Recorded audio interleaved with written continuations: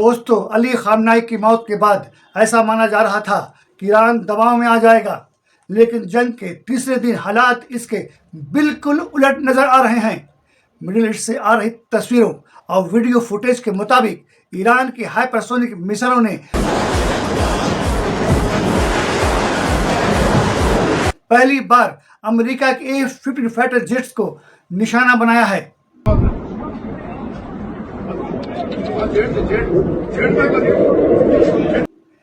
Kuwait की airbase से उड़ान भरते ही कुछ मिनटों बाद आसमान में मिसाइल स्ट्राइक होती है और फाइटर जेट आग की लपटों में घिरकर नीचे गिरता हुआ दिखाई देता है। सूत्रों के मुताबिक 11 से 12 अमेरिकी F-15 फाइटर जेट मार दिए गए। पायलट्स ने ऑटो एजेक्ट सिस्टम के जरिए जान बचाई। कुवैत रक्षा मंत्रालय ने कहा है कि 3 F-15 फाइटर जेट्स क्रैश हुआ है। सबसे बड़ा सवाल यह है कि अमेरिका और इजराइल के अत्याधुनिक एयर डिफेंस सिस्टम ईरान की इन मिसाइलों को क्यों नहीं रोक पा रहे हैं।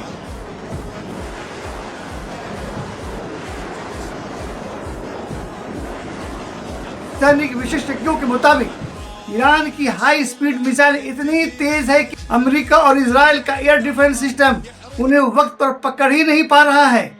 इसी वजह से फाइटर जेट्स और बेस सीधे निशाने पर आ रहे हैं।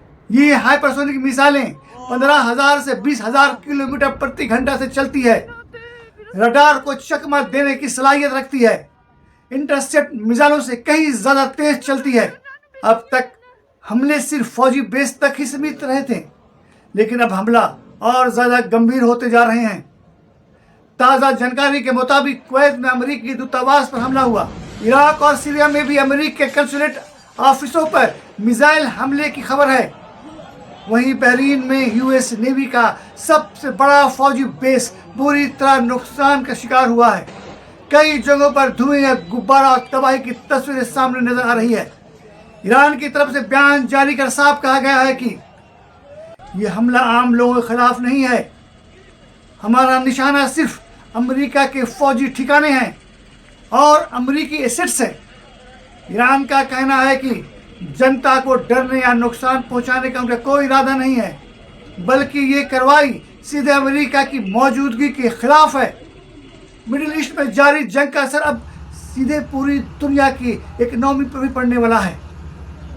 सऊदी अरामको की रस्तुरा रिफाइनरी पर ड्रोन हमला हुआ, जहां आग लगने के बाद भारी धुआं उठता देखा गया है।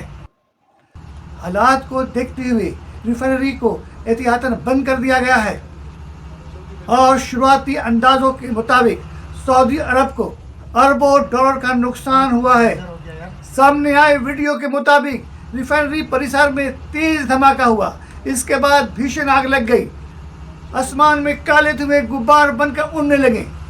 कई किलोमीटर तक दिखाई दे रहा था। आपातकालीन टीमें मौके पर पहुंची। सऊदी अरब ने आधिकारिक तौर पर स्वीकार किया है कि ड्रोन अटैक हुआ है। आज सुरक्षा कारणों से रिफाइनरी की टेम्पोररी रूप से बंद कर दिया गया है। रस तनूरी रिफाइनरी दुनिया के सबसे बड़ी और सबसे महत्वपूर्ण यानी इम्पोर्टेंट दुनिया की सबसे बड़ी और सबसे महत्वपूर्ण ऑयल प्रोसेसिंग फैसिलिटीज में से एक है। अगर हालात ऐसे ही बने रहें तो पेट्रोल और डीजल की कीमतें बढ़ सकती हैं। इसका असर ट्रांसपोर्ट से लेकर रोजगार की चीज़ों तक पड़ेगा और आम लोगों के लिए जिंदगी और महंगी हो सकती है। यही वजह है कि अंतर्राष्ट्रीय बाजार में तेल की कीमतों को लेकर चिंता बढ़ती जा रही है। सिर्फ सऊदी अरब नहीं, पूरी दुनिया पर असर पड़ेगा। अगर यह रिफाइनरी लंबे समय तक बंद रहती है तो तेल की कीमतें और बढ़ सकती हैं।